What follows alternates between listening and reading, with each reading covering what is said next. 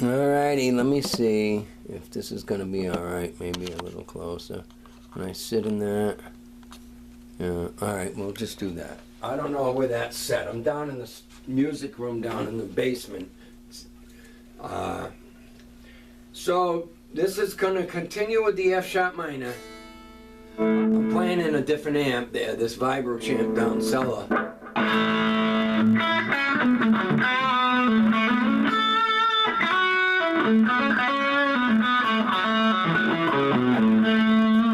Alright, so Pastor Michael, the in A, on the blues side of things, just a little tidbit before I go on to this F sharp minor, A major. In the blues type stuff with bends,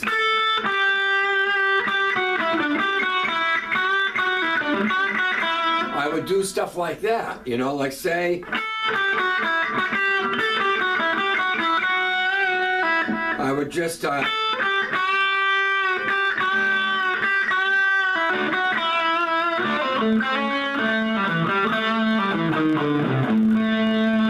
I got a piece of a Dorian-ish in there, just meaning this note. Dorian would be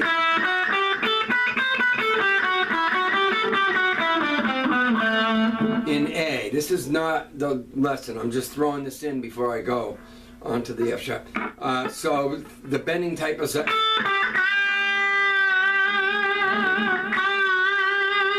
I kind of just go with what do I want to hear? What do I feel? I can't technically tell you what I'm doing.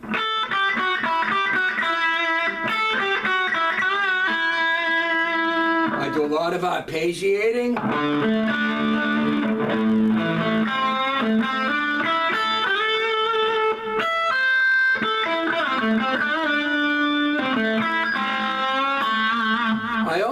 I only bend and do those ghost little bends on like the minor third usually, or on the 5, you know, the D to the E. But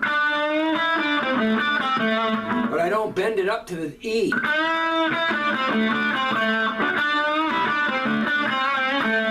I don't even go to half step.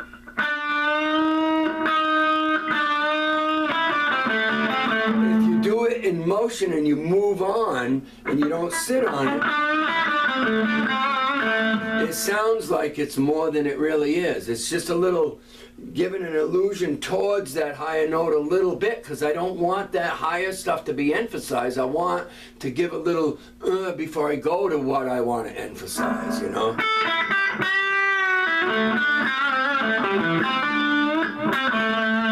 So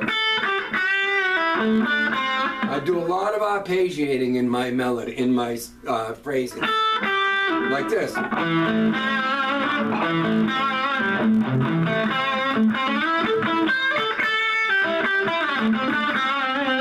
And like that. I want to emphasize that last note, like da, da, like I said, you know, it's like having a conversation. So I don't really pay attention to what I'm doing there, but a lot of it's pivoting the finger against the body. I'm not having the finger do the vibrato or the bending. It's really the finger just gets placed there, and I latch on with the thumb, and I'm using 2 fingers to do those whole step bends.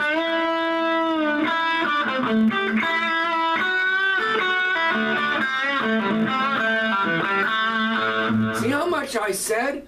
What I was saying about listening to the notes?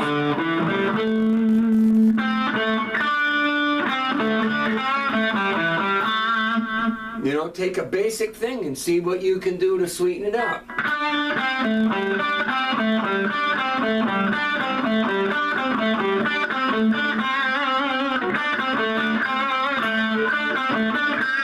That's what I did along the way, was I just took a little piece.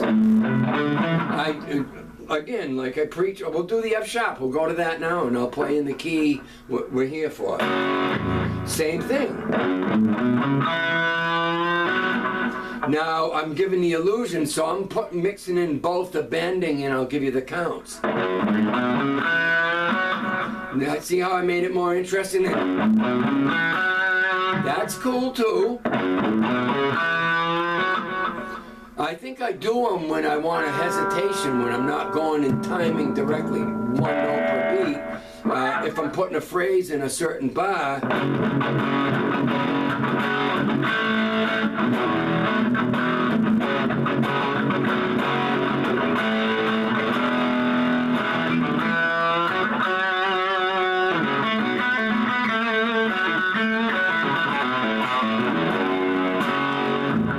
So again, so here's the count stuff that I was talking about. We'll start with a 6 count, and I would do this with every block, up and back, so that it wasn't just good at one place. I'm working, when I come up with a new thing, I'm gonna like this.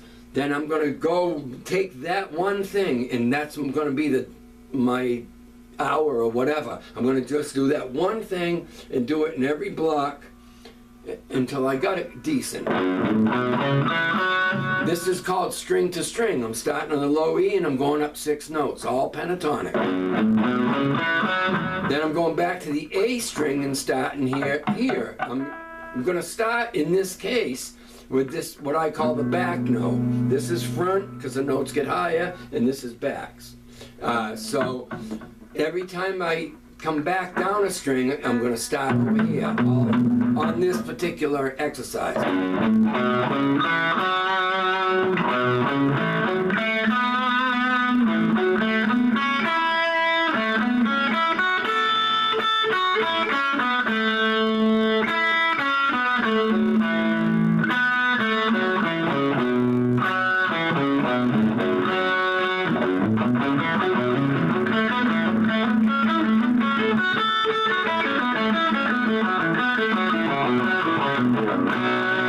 Now, you're not likely to use that in a riff per se, but you've got to develop that, because down the road you're going to be able to use this when you move from block to block.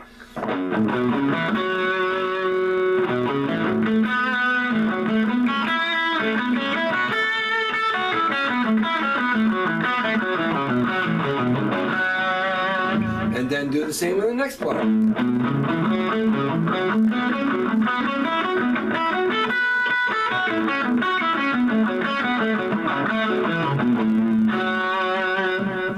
And again, alternate pick. You don't have, when you create phrases, there's no rules. When you decide, you come up with some phrase. Let's see.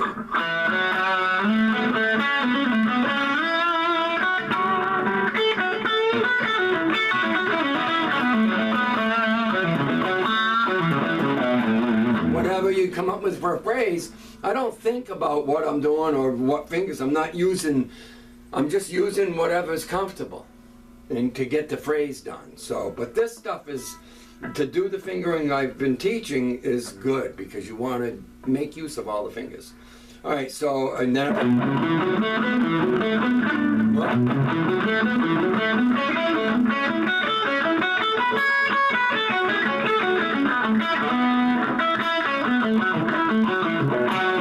I'm trying to go to the bigger picks. I'm still in between that transition because I ain't been playing much as far as playing to tracks kind of thing.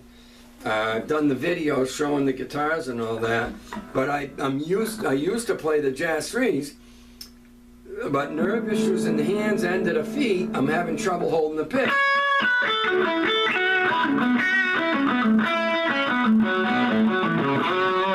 All right, so that's the 6 count. And again, this is the most important.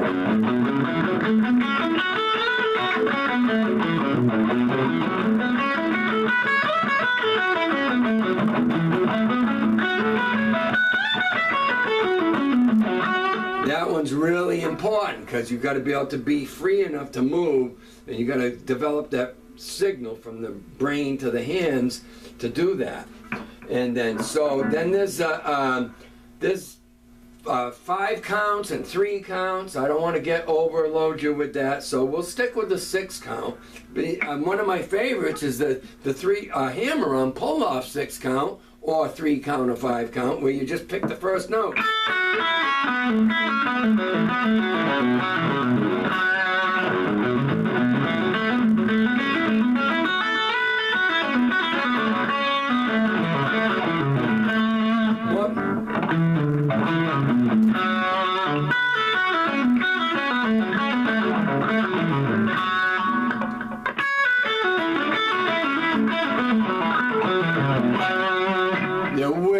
hard to do, at least for me.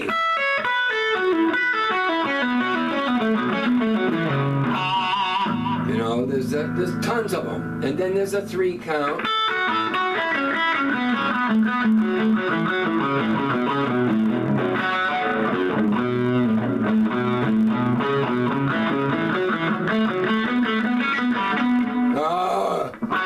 Because I don't play them picking them all. I do all this. I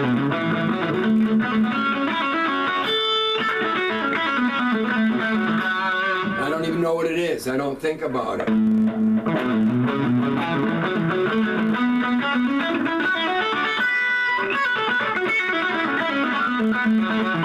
It's a pull-off one. So I'm doing...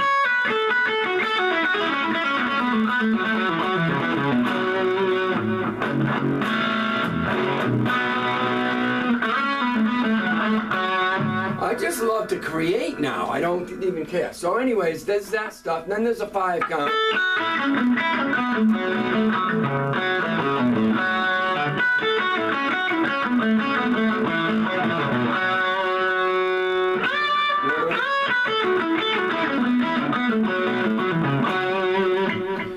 I ain't been doing any of those, so I suck at them right at the moment.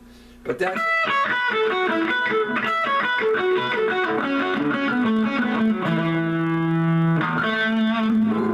What am I in? F sharp.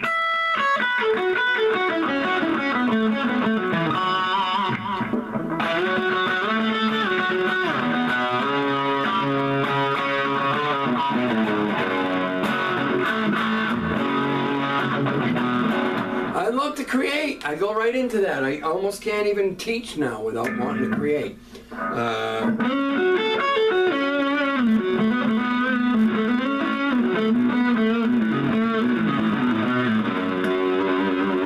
So there you go. There's a little lesson on the F sharp minor, A major, getting all the positions, because then all the modal names. By the way, that first block is, I don't really want to call it a mode, like it's in your natural minor is Aeolian mode, but this is pentatonic, so it's not strictly Aeolian. It's because it's not all 7 notes. Those other notes we bring into play tell you more what key it's in. Because like I said before, these minor pentatonics can be used, several different minor pentatonics can work in a different key, you know what I mean? So, because without the other 2 notes in there, which would direct it more to, well, that is such and such the key. Anyway, so that's that for now. I'll do something more later.